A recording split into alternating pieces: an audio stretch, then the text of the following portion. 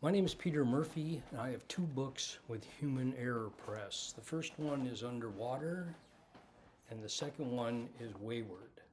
And I'm going to read three poems from Underwater and two from Wayward. The first poem in Underwater is called Maps of Three Continents. Books lay stacked on the dining room table. 12-step plans, travel guides, vegetarian cookbooks, and bestsellers spanning the past decade or two. She had started them all at one time or another, bought maps of three continents, tofu for a stroganoff, a yoga mat, free weights, and a reading stand to hold the 1,000-page novels she'd bought online. She'd booked flights to Iceland and Poland, Uruguay and Paraguay, India, and Southeast Asia. She'd planned a party for 60, a soiree for 12, and a cookout with knot dogs, 3 sides, and dessert. She started taking her meds, cut back on the booze, and stopped pouring salt on her fries. She went to church when she could, stayed out of the bars, and volunteered when the cause was close by. She had no regrets. Her children loved her. They called her now and then, texted when broke, and stopped by on the way down the shore. She'd been a good wife, a good mother, a good friend. The quiet, she knew, would do her some good. The next one is called Once You've Seen It. What do you do in Belfast with so much blue once you've seen it?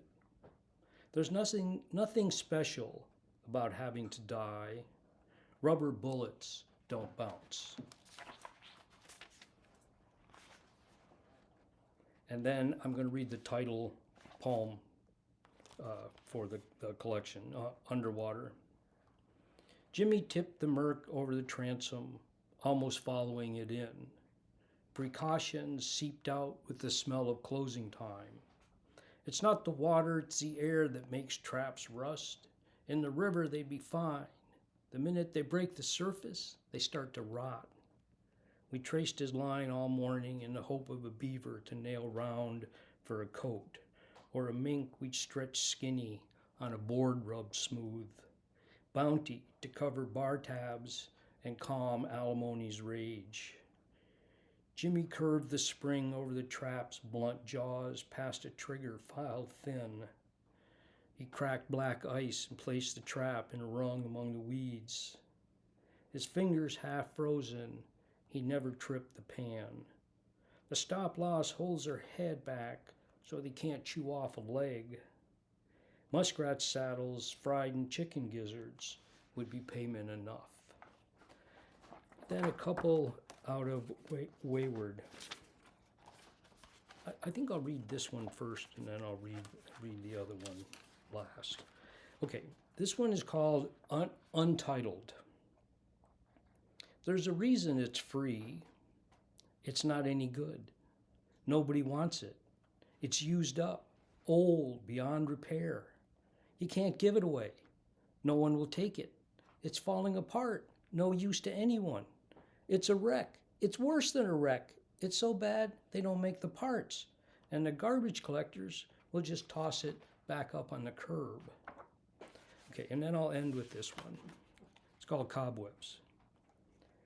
When you said I should use my head for something besides keeping my ears apart, I thought of my ears together, flat up against each other, nothing separating them, vibrating like the cone in a speaker. When you said I had cobwebs between my ears, I thought of a tiny spider hunkered down in the back corner of my skull, lobbing silk tinsel over my brain. When you said I should use my head for something besides a hat rack, I thought of the various hooks I had seen holding everything but hats. Scarves, satchels, umbrellas, cameras, binoculars, pocketbooks, a lone fedora or two. When you said I let my little head rule my big head, I couldn't argue. I thought of the miles hitched for a night out and the women in the towns up north. And I thought of you with your metaphors and your backhanded jokes. Thank you.